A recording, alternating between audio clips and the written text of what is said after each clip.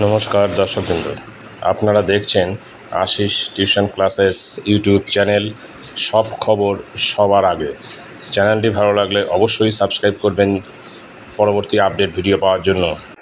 নমস্কার।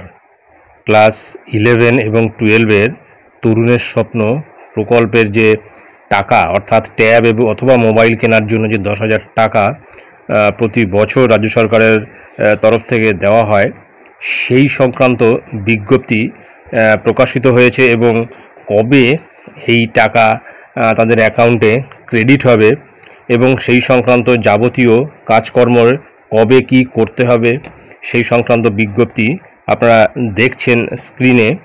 এখানে পরিষ্কার উল্লেখ রয়েছে ফাংশনালিটিস আইসিডব্লিউ তরুণের স্বপ্ন স্কিম 2024-25।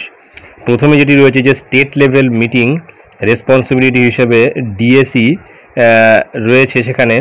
আর এখানে যেটা হবে সেটা হচ্ছে 24/8/2024-এর মধ্যে কিন্তু এই স্টেট লেভেল মিটিং হয়ে গেছে এবং পরবর্তী ক্ষেত্রে মিটিং উইথ এসআই অর্থাৎ সাব ইন্সপেক্টরদের সঙ্গে যে মিটিং, তার রেসপন্সিবিলিটি হচ্ছে সমস্ত ডিআইদের, সেটাও কিন্তু 24 তারিখ এবং 25 তারিখের মধ্যে হয়ে গেছে। অর্থাৎ বলা যেতে পারে যে প্রাথমিকভাবে মিটিং হয়ে গেছে 25শে আগস্টের মধ্যে।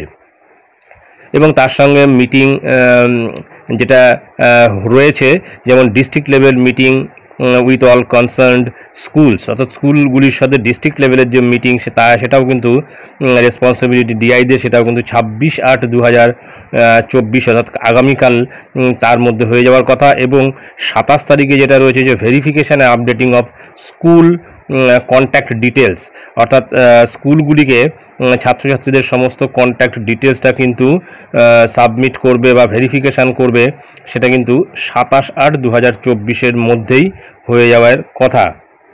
পরবর্তী ক্ষেত্রে যে বিষয়গুলি থাকছে যেমন 29শে আগস্টের মধ্যে স্কুলের প্রধান শিক্ষককে একাদশ এবং দ্বাদশ এই দুটি শ্রেণীর ছাত্রছাত্রীদের লিস্ট ফাইনাল করতে হবে এবং তাদের স্কুল সার্টিফিকেট জেনারেট করতে হবে এবং তা সিল করে আপলোডের প্রক্রিয়া চলবে। আর 30শে আগস্ট থেকে 3রা সেপ্টেম্বর এর মধ্যে কিন্তু ডিআই অফিস থেকে জেলা স্তরের অনুমোদন এবং পেমেন্ট ফাইল জেনারেট করতে হবে। ছাত্রছাত্রীদের সার্টিফিকেট এবং কাগজপত্রে ভুল থাকলে সেগুলি বাতিল বলে গণ্য হবে এবং স্কুলগুলিকে ফেরত দেওয়া হবে সেই ভুলে ভরা কাগজগুলি।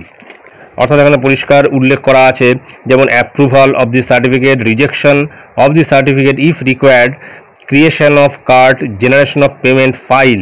আবার রয়েছে pushing the payment file from BSP to IOSMS আর pushing the payment file from IOSMS to IFMS আর বিল জেনারেশন। এই সমস্ত কাজ কিন্তু 30শে আগস্ট থেকে 3রা সেপ্টেম্বরের মধ্যে করে ফেলতে হবে। তারপরে যেটা রয়েছে যে পেমেন্ট ফাইল জেনারেট হওয়ার পর ছাত্রছাত্রীদের ব্যাঙ্ক অ্যাকাউন্টে যে টাকাটা দেওয়া হবে তার বিল জেনারেট করতে হবে 4ঠা সেপ্টেম্বর।